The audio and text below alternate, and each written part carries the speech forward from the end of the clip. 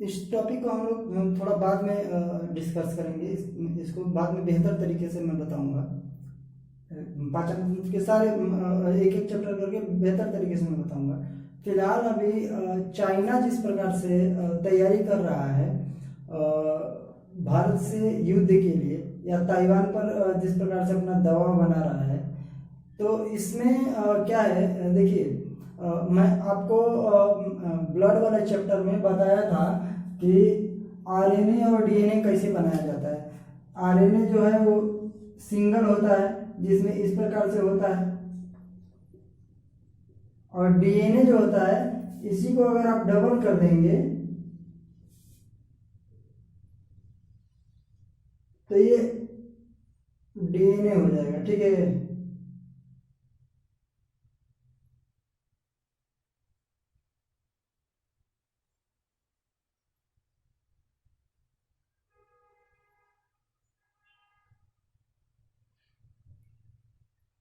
ये डीएनए हो जाएगा।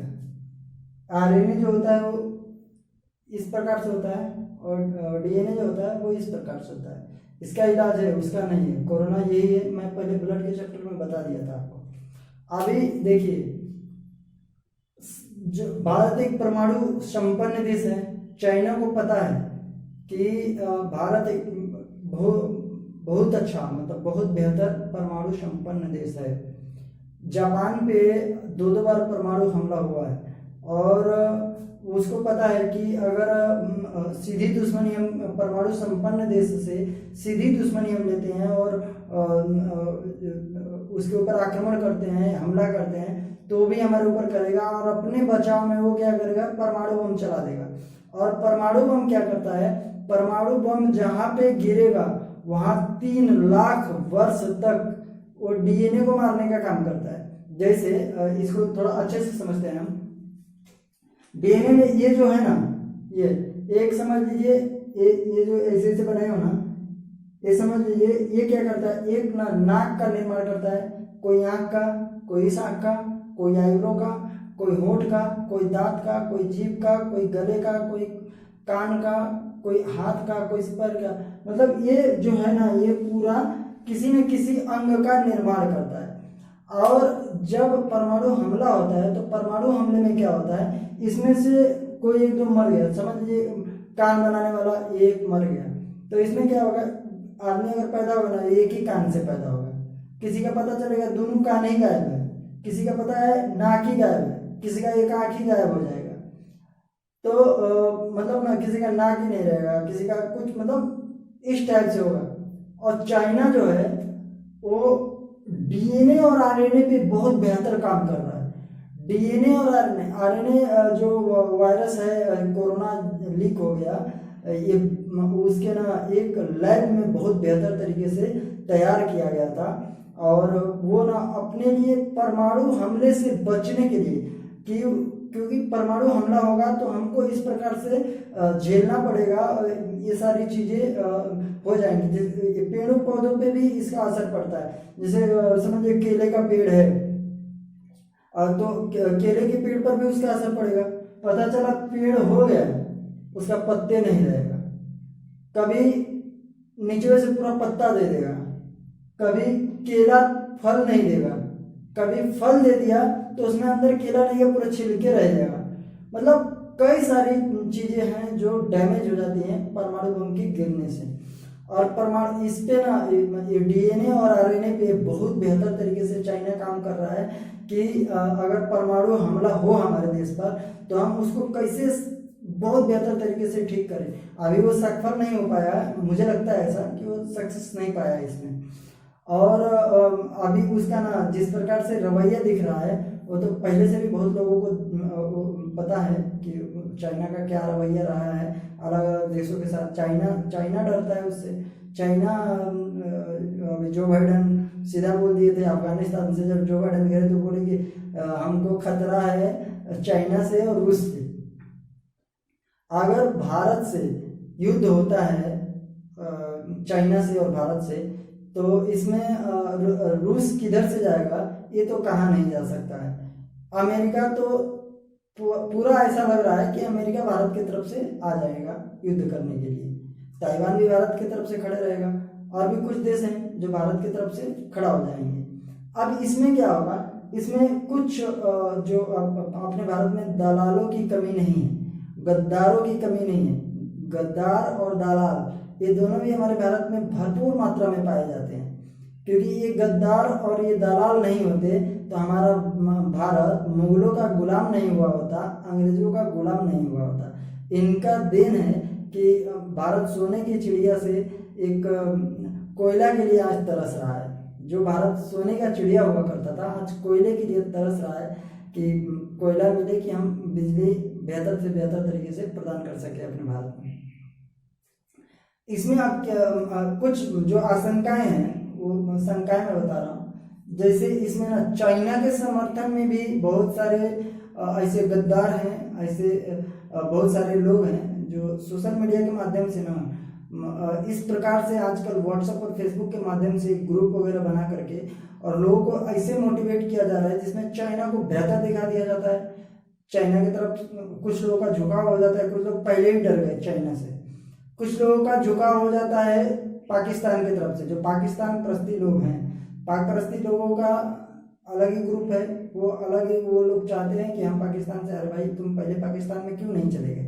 और अब उनको लगता है कि पाकिस्तान तो एक इस्लामिक राष्ट्र बन गया, हमको भी एक इस्लामिक राष्ट्र मिल जाए। भारत है भाई, यहाँ पे तुमको कुछ नहीं मिलने वाला है, तुम ऐसे बोल बोल करके मरी जाओगे एक दिन। आने वाली पीढ़ियां ना तुमको भी गालियां देंगी। आप देखते हैं इसमें क्या होगा कि कुछ जो हमारे भारत के जो गद्दार हैं, जो दलाल हैं, वो दलाल और गद्दार चाइना के प्रश्न में हो जाएंगे, कुछ पाकिस्तान के फेवर में हो जाएंगे। सबसे पहले अगर युद्ध छिड़ा तो इन लोगों को ही ठोक दो। ये पहले अंदर ही सिलट लो, ये अंदर वाले सिलट गए ना, उसके बाद से फिर नहीं तो वो उधर से मारेंगे। चाइना पाकिस्तान तो एक साथ आएगा, ये 100% है कि वो पाकिस्तान चाइना के फेवर में और चाइना पाकिस्तान के फेवर में, वो तो आएंगे ही आएंगे 110%, ऐसा मुझे लगता है। तो वो क्या करेंगे, जब वो हमारे ऊपर हमला करेंगे, चाइना उनकी तरफ से रहेगा पाकिस्तान की तरफ से और पाकिस्तान चाइना की तरफ से। अब जो पाक परस्ती हैं, चाइना परस्ती हैं, इन लोगों को एक मतलब जो मोटिवेशनल वीडियोज हैं और जो मोटिवेशनल मैसेजेस हैं उनके थ्रू इनको पहले से ही एक्टिव किया गया है कि हम लोगों को, मतलब जो चाइना वाले हैं उनको पता है कि मतलब ये चाइना के फेवर में आ जाएंगे, पाकिस्तान वालों को पता है कि ये पाकिस्तान के फेवर में आ जाएंगे। तो उधर से पाकिस्तान और चाइना भारत पे हमला करेगा और इधर अंदर ये जो गद्दार हैं, ये जो देशद्रोही हैं, ये जो दलाल हैं, ये भारत में अंदर ही विद्रोह कर। अब आर्मी हमारी लड़ेगी किससे? चाइना के बॉर्डर पे चाइना से, या पाकिस्तान के बॉर्डर पे पाकिस्तान से, या घर में इन पल रहे गद्दारों से, किससे लड़ेगी हमारी सेना? कहाँ कहाँ पे लड़ेगी? तो इसके लिए ना हमको क्या करना पड़ेगा, जो भर्ती की तैयारी कर रहे हैं ना लड़के, उन लड़कों को मतलब 1-2 ही आर्मी वालों को दे दो। 1-2 आर्मी वाले ना, भर्ती वगैरह का परीक्षा होता है ना, तो वहाँ 4-5 आर्मी वाले मिल करके ना 4-5 हज़ार को संभाल लेते हैं आराम से। 1-2 आर्मी वाले अगर मिल गए तो इन भर्ती वाले जो बच्चे हैं, जो भर्ती की तैयारी कर रहे हैं, इन बच्चों को बेहतर से बेहतर ट्रेनिंग दिया जा सकता है। और वो भी नवयुवक, पूरे नौजवान हैं, पूरी जवानी के जोश में है, ये देश के लिए लड़ कट जाएंगे, मर मिट जाएंगे, वो वाले जज्बा लेकर के चलते हैं ये बच्चे। इन बच्चों को ना एक बेहतर ट्रेनिंग दे करके और रखा जाए, रिजर्व में रखा जाए कि भारत में जब सैन्य बल कम हो जाए या सैनिकों की कमी हो, कुछ प्रॉब्लम हो जाए, तो इनको वहाँ पे एक्टिव कर दिया जाए। इनको हथियार दे करके, हथियारों से लैस करके और वहाँ पे एक्टिव कर दिया जाए। और ये एक और काम करेंगे कि भारत में रह रहे गद्दारों से ये आराम से आसानी से निपट लेंगे और इनको ना एक सरकारी ऑफिस के द्वारा जोड़ करके रखा जाए, जो कि इनके मतलब कोई भी मैसेज दिया जाए तो इन सारों जो भी हैं, इन सारे के पास मैसेज एक साथ में सारों के पास मैसेज फॉरवर्ड हो जाए, सबको पता चल जाए और सब लोग अपनी तरफ से एक्टिव हो जाए।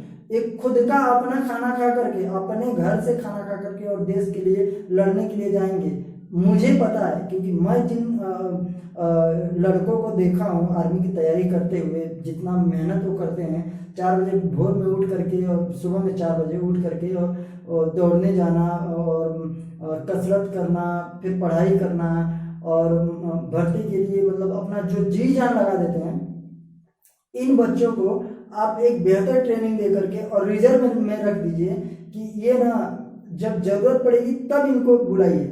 और ये ऐसा मतलब भारत सरकार ये ऐसा भी सोचेगी कि इनको भर्ती करना पड़ेगा ये वगैरह वगैरह। भाई ये तो वैसे भी स्ट्रगल कर रहे हैं, आगे भी स्ट्रगल कर लेंगे, लेकिन देश के लिए ना मुझे 100% लगता है, और 100% मैं बता ही देता हूँ ना कि 100% ना ये बच्चे देश के, इसमें से ना 100 में से 10% ही बच्चे ऐसे होंगे ना जो पैसे वैसे पे जाएंगे या किसी लालच में जाएंगे। 90% बच्चों का गारंटी देता हूँ कि ये बच्चे अपने देश के लिए ना लड़ मर जाएंगे, कुछ भी कर जाएंगे, पीछे नहीं हटेंगे और ये आपसे पैसे की मांग भी नहीं करेंगे। इनको बेहतर से बेहतर ट्रेनिंग दी जाए।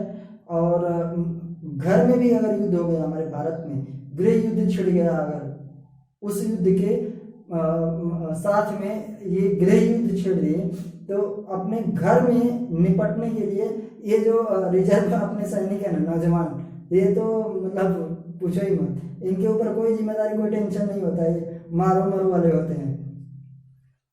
तो इनको एक रिजर्व करके रख दिया जाए, गृह युद्ध में ये काम आ जाएंगे। और अगर गृह युद्ध नहीं हुआ या गृह युद्ध की कोई कोशिश किया, उनको दबा दी, और जो हमारा बॉर्डर है, बॉर्डर पे अगर सैनिकों की कमी हुई तो इनको हम वहाँ पर ले जा करके यूज कर सकते हैं। तो जिस प्रकार से अभी लग रहा है, जिस प्रकार से चाइना पूरी तरह से एक्टिव है, युद्धाभ्यास कर रहा है और दुनिया के कई देश बहुत तेजी से युद्धाभ्यास कर रहे हैं, मुझे लग रहा है कि 3rd वर्ल्ड वॉर ये ऐसा लग रहा है कि ये हो सकता है। तो इस पर ना एक बार सरकार को विचार करना चाहिए, और जो डिफेंस में लोग हैं उनको भी इस पर एक बार विचार करना चाहिए।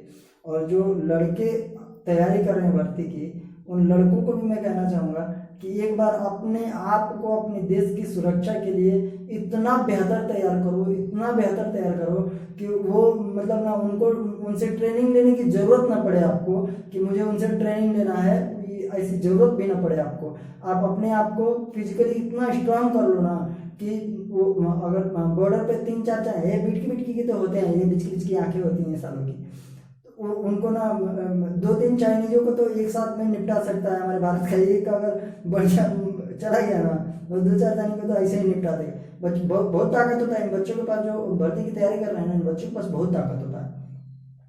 इनको ना खेत कोड़ने के लिए लगा दो, एक फावड़ा दे दो, कुदारी 5 घंटा खेत उलाट देंगे, बहुत बहुत स्ट्रांग होते हैं ये।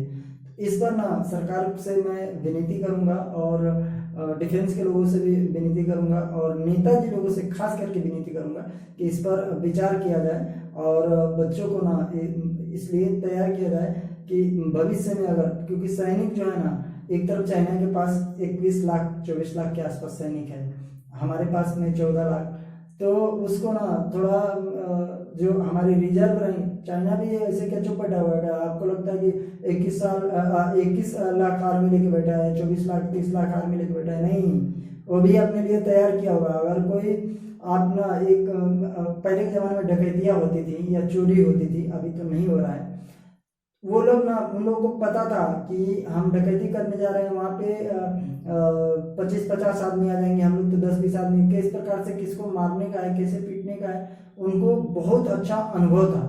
कहीं चोरी करने जा रहे हैं तो चोर को चोरी का बहुत बेहतर अनुभव था, तब वो करता था। चाइना तो यहाँ चोरी डकैती करने निकला है ना, तो चाइना को पता है कि हम चोरी डकैती कर रहे हैं ना, तो वहाँ पे किस प्रकार की प्रॉब्लम्स आ सकते हैं, उस प्रॉब्लम से कैसे निपटा जाएगा, वो चाइना भी अपने तरफ से तैयार होगा। तो हालांकि एक बात तो कंफर्म है, भारत के सामने टिक नहीं पाएगा, क्योंकि ये 1962 की सरकार नहीं है, 1962 का भारत नहीं है, 1962 के प्रधानमंत्री नहीं है, यहाँ पे बैठा है मोदी, और ये है भारत सरकार। और ये बीजेपी की जो सरकार है, मैं देखिए बीजेपी हो या कांग्रेस हो, पक्षपात किसी का नहीं करता हूँ, लेकिन कभी कभी कोई अच्छा काम करे तो उसको तो मतलब सराहना देनी पड़ती है। अब यहाँ पे ना एक बेहतर कार्य होगा, बहुत बेहतर कार्य होगा कि युवाओं को फिजिकली स्ट्रांग बनाया जाएगा, उनको अच्छी ट्रेनिंग मिल जाएगी और वो हमारे काम आ सकते हैं। और अगर नहीं आए तो आगे